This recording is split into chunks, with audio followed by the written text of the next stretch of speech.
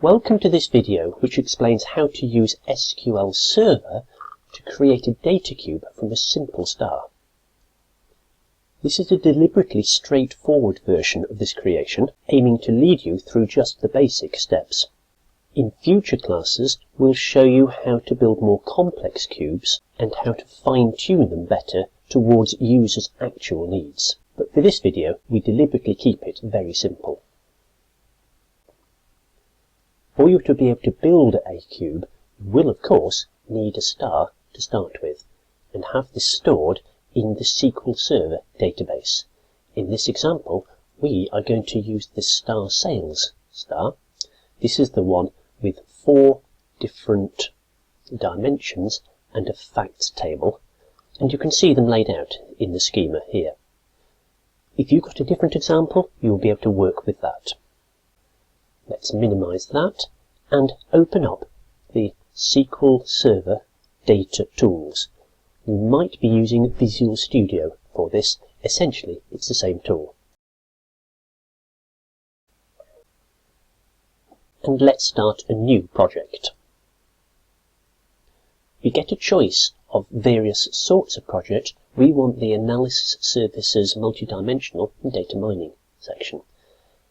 Doesn't matter where we store the project file. Let's give it a name, and in this case I'm going to call it Star Sales. And OK. If you don't see a project folder setting up here, then go to the Windows and reset the Windows layout. And there we have a Solution Explorer with the various stages that we need for our system. We start by setting up a data connection to our data source. So we're going to right-click New Data Source and create the new data source. So select New and type in the name of the server where we're going to get the data from. In our case, it's going to be the local host. We can let Windows sort out all the authentication. We need to select our source, and we're going to be using the Star Sales data source. OK. And next. We're also going to need to put in the user identification. In my case, this is going to be SHU and then my user code and password.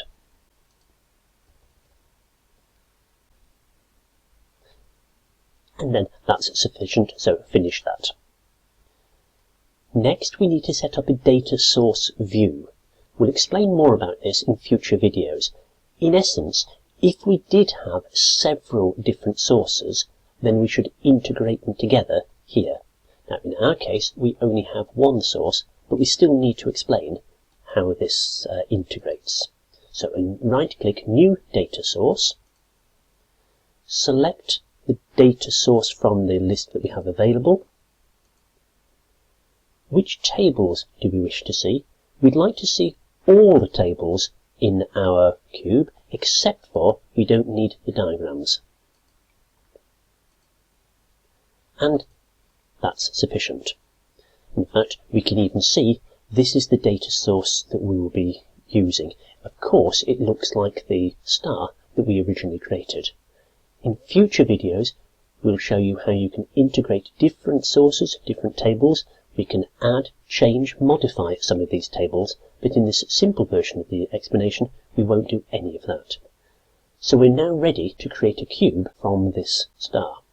And to do that, we'll right-click and select New Cube. Throughout the module, we will always be using the existing tables. First, we're going to have to identify which the fact table is, and then within this, what the measures are. The fact table is going to be the one here. This is the one with the measures in.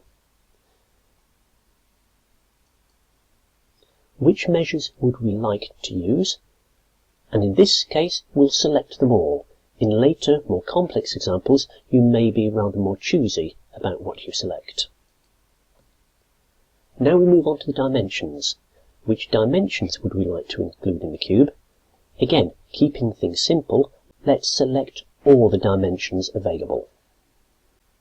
So we're ready to generate a cube called star sales. Perhaps by now we ought to call that cube sales. So the cube will be called cube sales, and it will have 3 measures, 4 dimensions.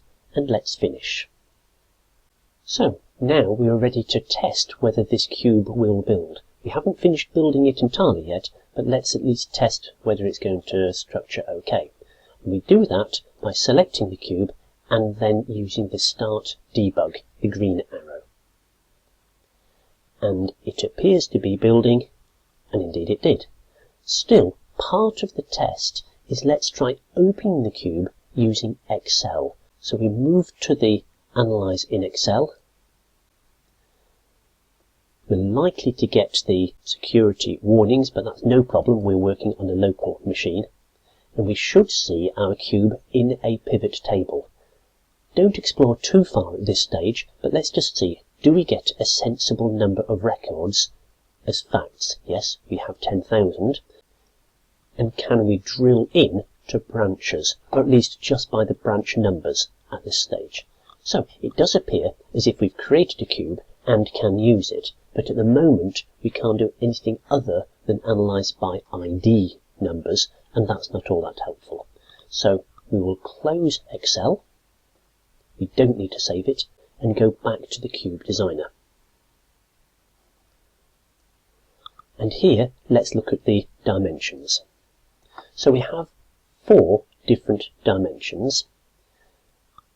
Open the first dimension by right-click and open, or you could double-click it.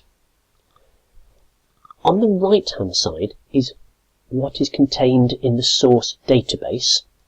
On the left-hand side is what is available within the cube, and at the moment there's only the customer ID.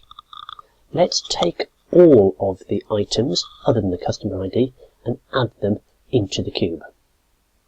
At a later stage you'll see how to hide the identifier, because you wouldn't normally want a end user to see that sort of key information. But for the moment, let's leave it there. Likewise, open branches, and this is the information that's available within the star. This is what's currently displayed within the cube. Let's take the 2 attributes and add them to the cube. For products, right-click and open, or just double-click on products. Collect the various attributes that are in the simple star, copy them over, and dates. Copy the attributes over. There will later be methods for making these into hierarchies, so you can drill up and down the different levels, but we're trying to keep this explanation really simple. Let's go back to testing our cube. That deployed successfully, so structurally it looks okay, and we need to open it in Excel. At the moment we've got the dimensions open. It's the cube that we wish to see, so we've selected cube by double-clicking on it. There's the Excel tab. We will get the normal error message. This time, in addition to the measures, we also have the dimensions. So let's choose the number of records, still 10,000, but instead of just looking by branch ID, we can ask to see these by city. And so this time it's going to show us the distribution of our 10,000 sales by the different cities. And we could also look, for example, at which year these sales were made in. And so each of the rows are now split into the different years. If we move that over a little bit, just perhaps be a little bit easier to see the distribution of the sales.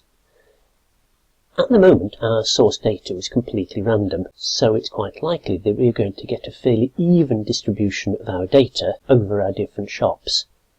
Later in the module, you will see how to vary the data more, so there's more interesting business patterns going on behind there.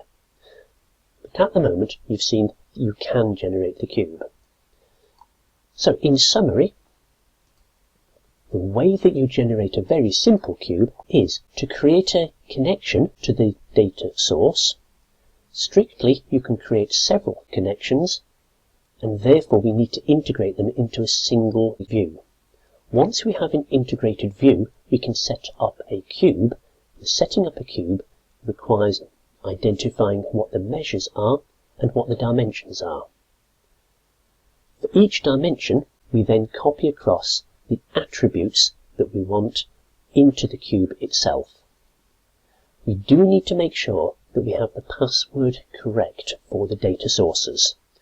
If you need to change the password for any reason, for example, you get it wrong when you initially enter it, so you would go to the data source and right-click that, open it, select the impersonation, and then type in your details a second time.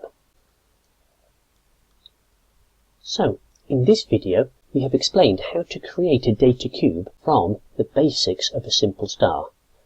But in future classes, we will go through some further options so you can tailor your cube to be more useful to your end users.